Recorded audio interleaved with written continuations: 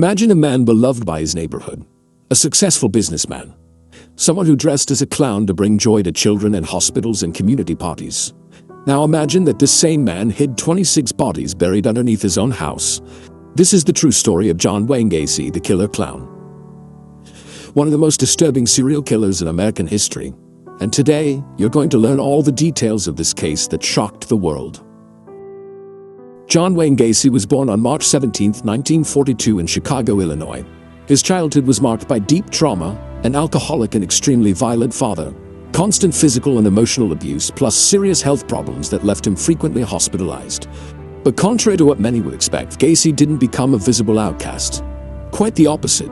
He worked hard to build an impeccable image. He worked in various fields, became a construction businessman, married twice, and was extremely active in his community. Neighbors described him as generous, helpful, and trustworthy.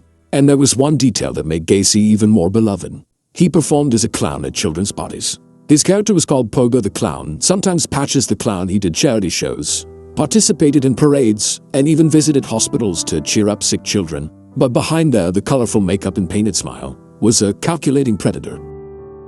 The murders began in the mid-1970s, and Gacy's method was frighteningly effective. He targeted young males, usually teenagers or young adults, whom he lured with seemingly harmless offers: employment at his construction company, easy money, parties and drinks, temporary jobs. Once inside his house, Gacy used what he called the handcuff trick. He told victims he would teach them a magic trick. When the young man was handcuffed, Gacy revealed the terrifying truth. Now, there's no way to escape. What happened next was pure cruelty, torture, violence, and death by strangulation. But where did Gacy hide the bodies? The answer is disturbing. He didn't hide them far away. He buried them in his own house's basement. More specifically, in an area called the crawl space, a cramped underground area beneath the house. In total, 26 bodies were found there. When there was no more room, Gacy began dumping bodies in nearby rivers. In total, 33 victims. 33 destroyed lives. For years, Gacy maintained his perfect facade, but in December 1978, everything began to crumble. A 15-year-old boy named Robert Pius disappeared after telling his mother he was going to talk to Gacy about a job opportunity. It was Gacy's last mistake. And the police began investigating, and quickly inconsistencies appeared. Gacy had a criminal record. There were reports of missing persons linked to the neighborhood where he lived. Witnesses reported his strange behavior with young men.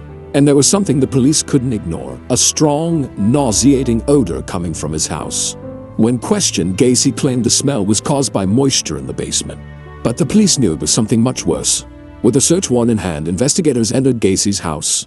What they found was beyond imaginable. Victims' clothing, handcuffs, ring belonging to a missing young man, and then main remains in the basement. On December 21, 1978, John Wayne Gacy was arrested. Confronted with the evidence, Gacy finally confessed.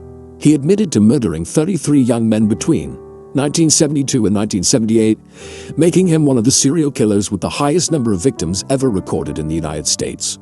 The news shocked the nation. The image of the good neighbor, the successful businessman, the kind clown, everything was instantly destroyed. The trial began in February 1980. The defense tried to plead insanity, but prosecutors presented irrefutable evidence that Gacy was organized, meticulous, fully aware of each act. He was found guilty of 33 murders. The sentence: 33 life sentences plus 12 death sentences. John Wayne Gacy spent 14 years on death row at Menard Correctional Center in Illinois. On May 10, 1994, at 52 years old, he was executed by lethal injection. His last words were simple, cold, and contemptible. "Kiss my ass," an ending without remorse, without regret. For one of the most disturbing stories in modern criminology. The case of John Wayne Gacy deeply marked American culture. He became a symbol of how evil can hide under a common appearance. He inspired films, series, documentaries, and books, and created a collective fear that persists to this day: the idea of the killer clown. Because Gacy proved something frightening: monsters don't have a specific appearance. They can be the friendly neighbor, the successful businessman, even the clown who makes children smile. If you enjoyed this video, leave your like, subscribe to the channel, and hit the notification bell so you don't miss the next cases. And tell me in the comments, did you already know the story of John Wayne Gacy? See you in the next case.